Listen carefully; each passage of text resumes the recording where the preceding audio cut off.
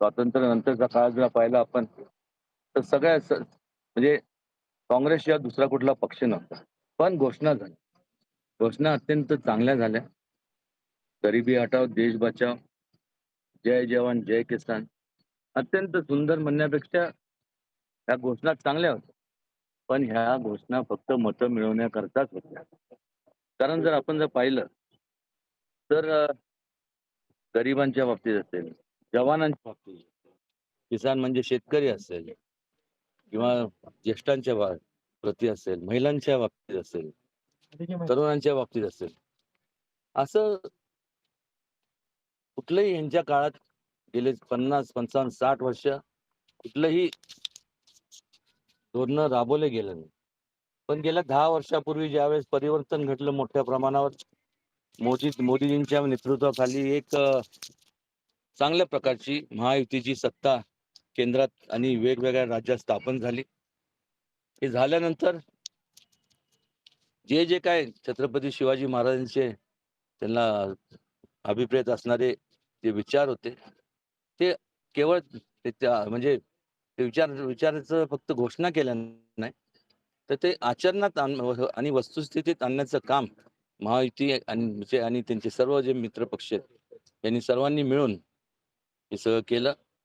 आज लोकांना निश्चितपणे प्रगतीच्या मार्गाने जायचंय, अधोगतीच्या मार्गाने जायचं नाही. आणि त्यामुळं केवळ सातारा जिल्ह्यात नाही, तर महाराष्ट्रातल्या प्रत्येक जिल्ह्यात आज महायुतीच्या जे सर्व सर्व उमेदवार आहेत, मग एकनाथ शिंदे साहेबांचा गट असेल, अजितदादांचा राष्ट्रवादी असेल, त्याचबरोबर भारतीय जनता पक्ष असेल, मित्र RPI असेल, सर्व मित्र पक्ष असतील, या सर्व ठिकठिकाणी उभं असणाऱ्या सर्व जे काही उमेदवार आहेत ह्या संपूर्ण महाराष्ट्रात, त्यांना मोठ्या प्रमाणावरती प्रतिसाद मिळत आहे.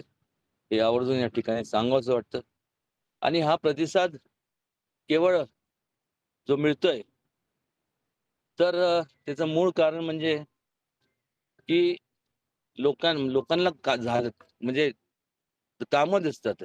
लोकांना जे अपेक्षित आहेत, ते कामं झालेले पाहायला मिळतात.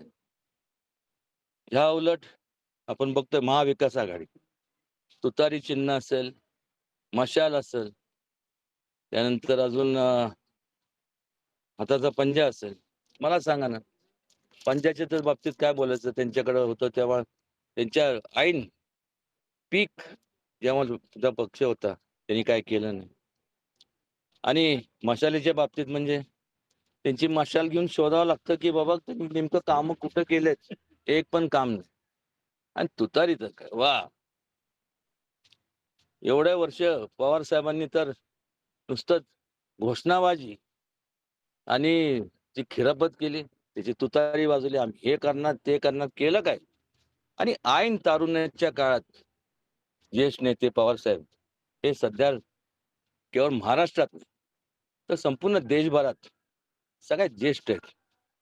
आणि ज्यांनी ऐन तारुण्याच्या काळात ज्यांनी केलं नाही, आज त्यांच्याकडनं अपेक्षा करणं म्हणजे मला वाटतं त्यांच्यावरती अन्याय केल्यासारखं होईल. हे आवर्जून या ठिकाणी सांगावंसं वाटतं. आणि महायुती पुन्हा मोठ्या मताधिक्याने सत्तेत येणार आणि जास्तीत जास्त अजून वेगाने लोकांची सेवा करणार.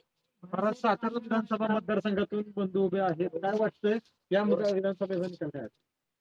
ऑलरेडी लागल्याच जमाय. ह्या काय संपूर्ण जिल्ह्यातल्या सगळ्या महायुतीच्या जागांचा निकाल लागल्याच जमाय. मला वाटतं की आमदार शिवेंद्रराजे हे सगळ्यात मोठ्या म्हणजे महाराष्ट्रात तरी सगळ्यात मोठ्या मताधिक्याने निवडून येतील.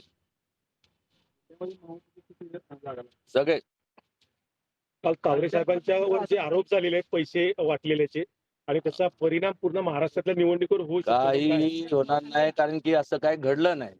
हे सगळं दाखवलेलं असतं. समजा मी एका मध्ये बसलोय, मग तुम्ही एखादा येणार, ती बॅग आणून ठेवणार आणि मग काढणार, चला फोटो काढा. हे सगळं नुसतं काय त्याला म्हणतात, प्लांटेड असतं ना, तशी स्कीम्स असतात. एखाद्याला बदनाम करायचं आणि ऐन निवडणुकीच्या काळात जेव्हा लोकांसमोर जात असताना आपल्याकडे कुठलंही सांगण्यासारखं काम नसतं, तेव्हा मग आपण म्हणजे मग चारित्र्य हनन असेल किंवा मग वैयक्तिक पातळी ते जाणं, हे राजकारणात आता अनेक वर्षापासून मी पण बघत आलेलो आहे, आपण पण पाहिलं. त्यामुळे बारामतीमध्ये अजित पवारांना मोठं आव्हान दिलेलं आहे. काय वाटतंय बारामतीमध्ये काय निकाल लागेल? काय काय पुतण्यानं स्वतः बारामतीमध्ये अजितदादांना आव्हान दिलंय. काय वाटतंय बारामतीचा निकाल काय लागेल? इंटरव्ह्यू मागत नाही नाही दादा निर्व्यव दादानी काम केलं होते तसं आहे. आता ते ह्यांचं नाव काय ते युगेंद्र पवार. हा युगेंद्र योगेंद्र, त्यांनी आयुष्य फॉरेनला काढलं इकडे तिकडे, त्यांनी आपलं तसंच राहावं. ज्यावेळेस काम करायचं होतं त्यावेळेस केलं नाही. आणि ज्यांनी अजितदादांसारख्या व्यक्तींनी काम केलंय, आणि कसं असतं हौशे नवशे गवशी असतात ना, निवडणुकीच्या काळात अनेक लोक उभे असतात. कोणतरी म्हणतं अरे हा ते मग पवार साहेबांनी सांगितलं तर कोण नाही तर त्याला बळीचा बकरा केला, एवढंच मला या ठिकाणी सांगावं. बाळासाहेब एकीकडे पवार वाईमध्ये येतात आणि पाडा पाडा पाडा म्हणतात. कोण? ही पवार साहेब आणि हम्म. तुम्ही म्हणता आबाची कॉलर टाईट करा. काय सांग? पाडा कशा करता मला सांग. पाडा पाडा म्हणजे कशा करता पाडा? गद्दारी मकरंद पाटलांनी केली असं त्यांचं गद्दारी केली. मग 55-60 वर्ष जेव्हा काँग्रेस बरोबर तुम्ही होत्या, घोषणा झाल्या, लोकांच्या कामाची पूर्तता झाली नाही, ह्याच्या एवढी तर मोठी गद्दारी होऊ शकत नाही. गद्दारी कोणी केली? ह्या लोकांनी केली, काँग्रेसनी. पवारसाहेब असतील, सगळे ज्यावेळेस होते लोकांशी लोकांच्या भावनेशी खिलवाड केलाच ना. त्यांनी उत्तर द्यावं त्याच्या संदर्भात. आणि मी काही राग चिडेपोटी बोलत नाही. त्यावेळेस जे आता जे ज्येष्ठ आहेत ते त्यावेळेस ते पण ऐन तारुणच होते. त्यांचं संपूर्ण जे काही स्वप्न पाहिलं ते स्वप्नांचा भंग झाला. बरोबर नाही ना. आणि जेव्हा आता त्यांच्याकडनं होत नाही, मग अजितदादा असतील, त्याचबरोबर एकनाथ शिंदे असतील, मकरंद असेल, आबा, हे सर्व जेव्हा प्रगतीच्या मार्गाने जेव्हा जातात किंवा ज्या लोकांनी आपल्याला आशीर्वाद दिलाय त्या लोकांच्या प्रती आपण आदरभाव किंवा काहीतरी त्यांचे कामं झाले पाहिजे ही भावनेने जातात, त्यावेळेस त्यांना गद्दार म्हणायचं. खरे गद्दार ते नाहीत, जे म्हणतात तेच गद्दार आहेत. स्वतःचं आत्मपरीक्षण करावं.